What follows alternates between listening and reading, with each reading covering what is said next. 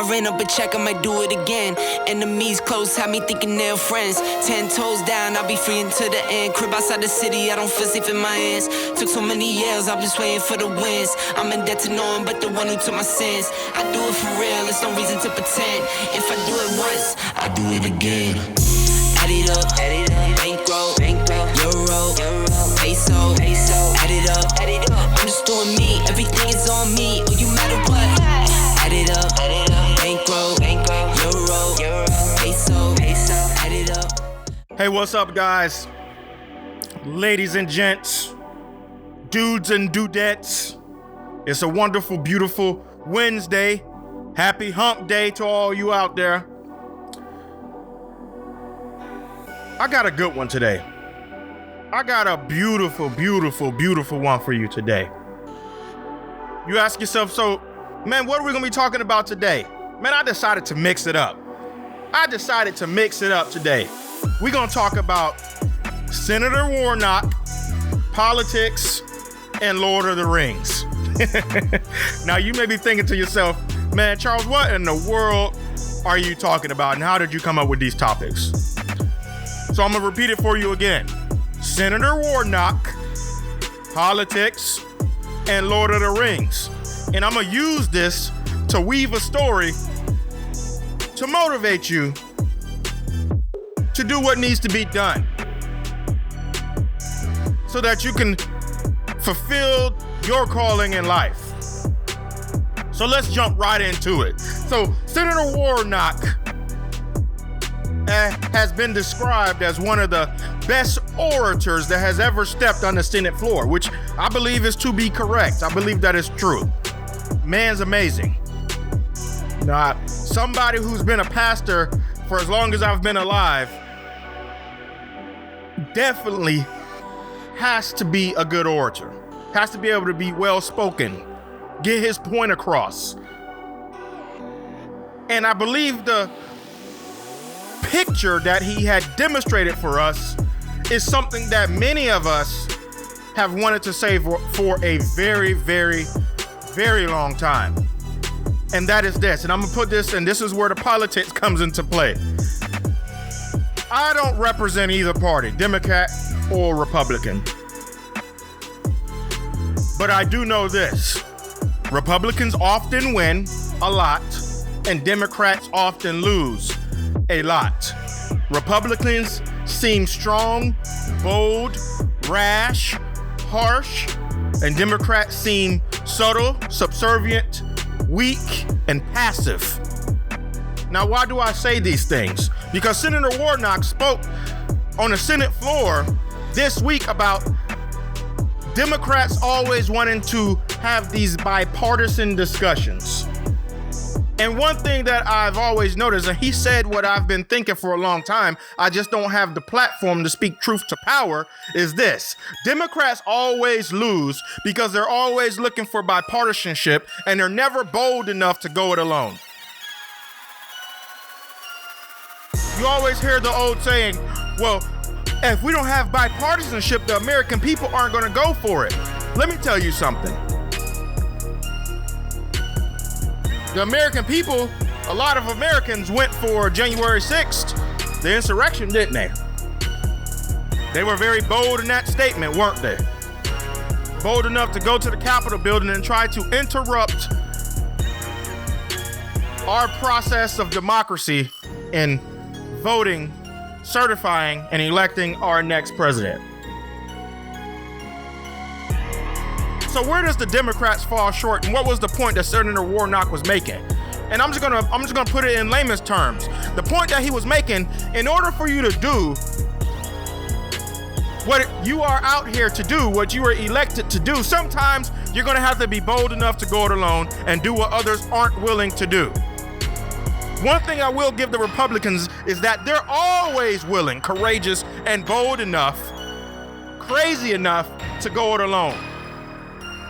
Without any regard whatsoever for the punishment, without any regard whatsoever for the consequences.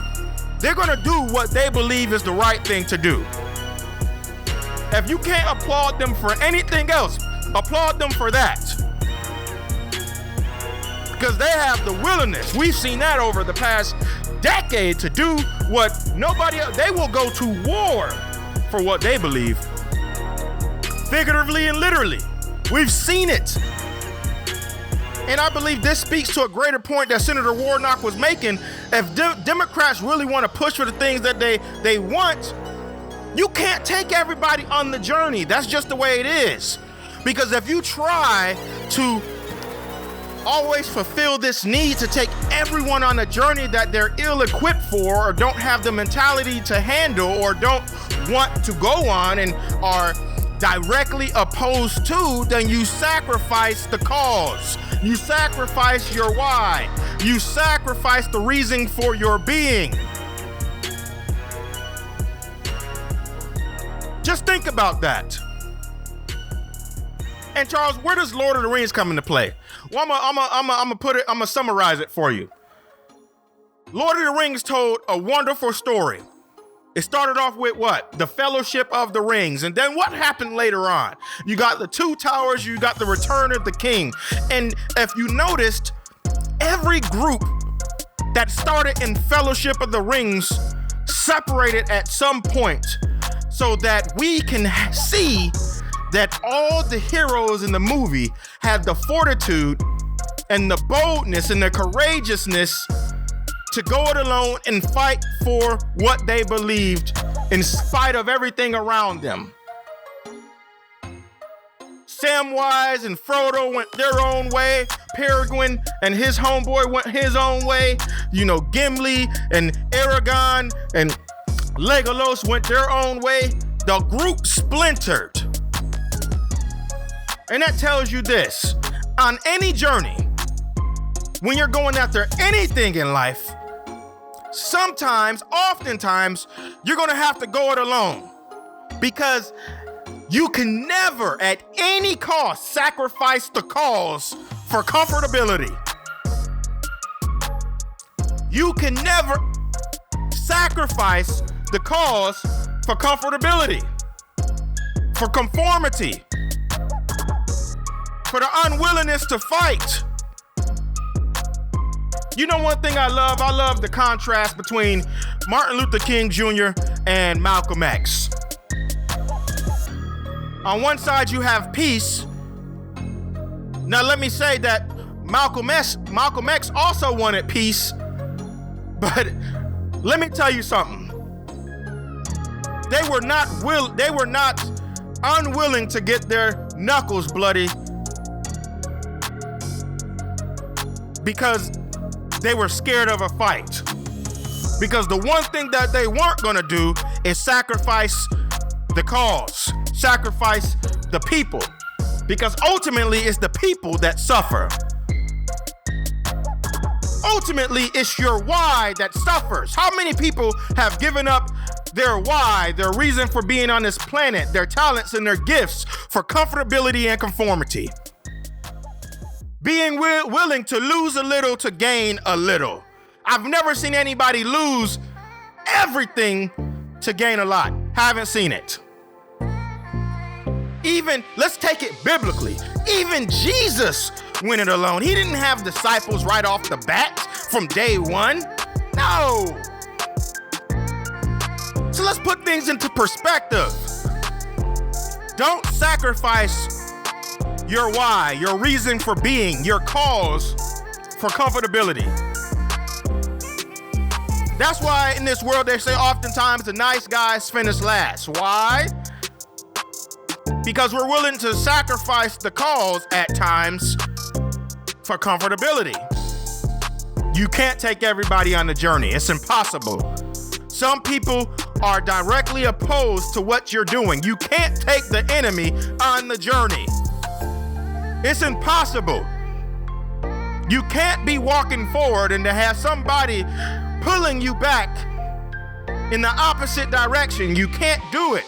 Sometimes you can't convince everybody that your reason for being, that your cause is the cause that they should fight for. You can't take everybody on the journey. Stop trying. Oftentimes it'll drag you down.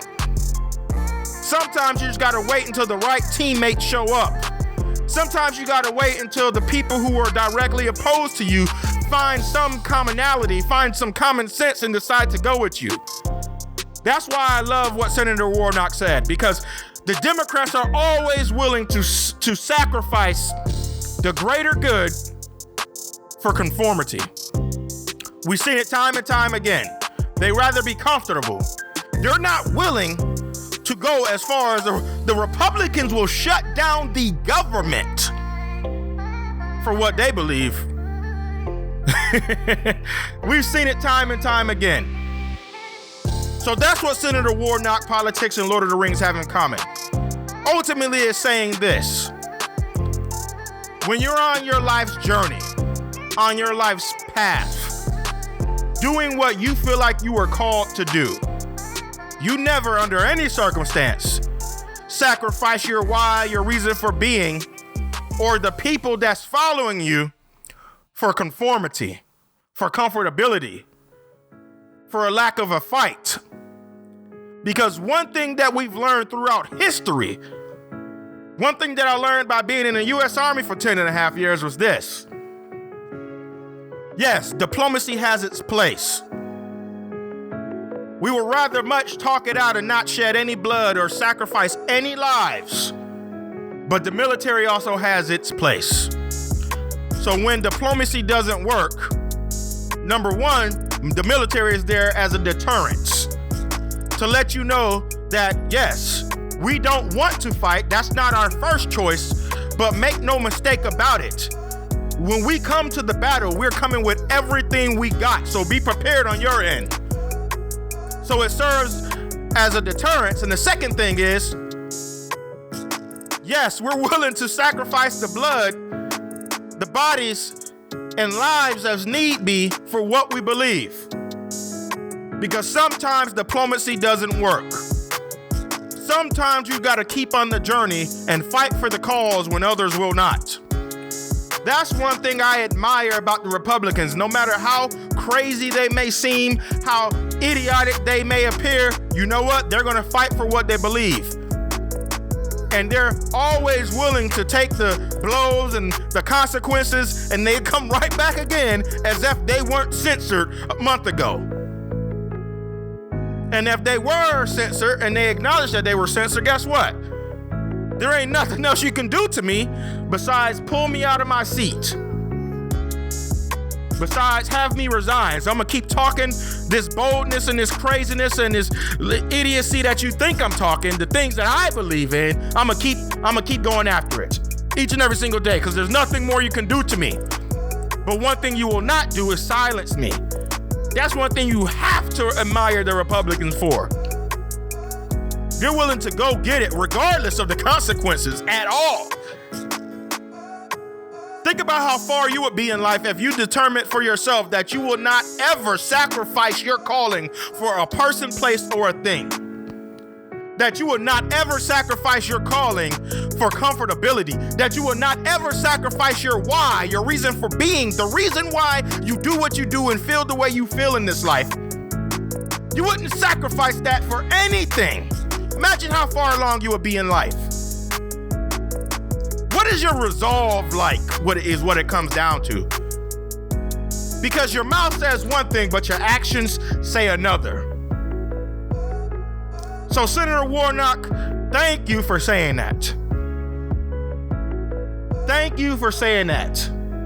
Lord of the Rings, thank you for putting on that masterful masterpiece of what it takes to reach the goals that you want to keep, that you want to accomplish. Because under no circumstance will we live under Sauron.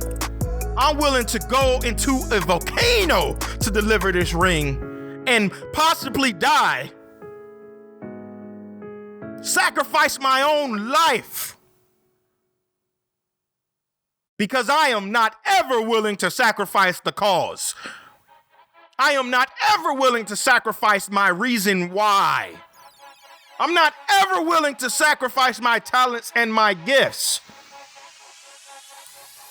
Ladies and gentlemen, If you haven't learned anything else from what Senator Warnock said on the Senate floor and what politics has taught us and what Lord of the Rings and a lot of cinematic movies has ever taught us, is that you can never sacrifice your why. You can never sacrifice the cause. You can never sacrifice your reason for being for comfortability, for conformity.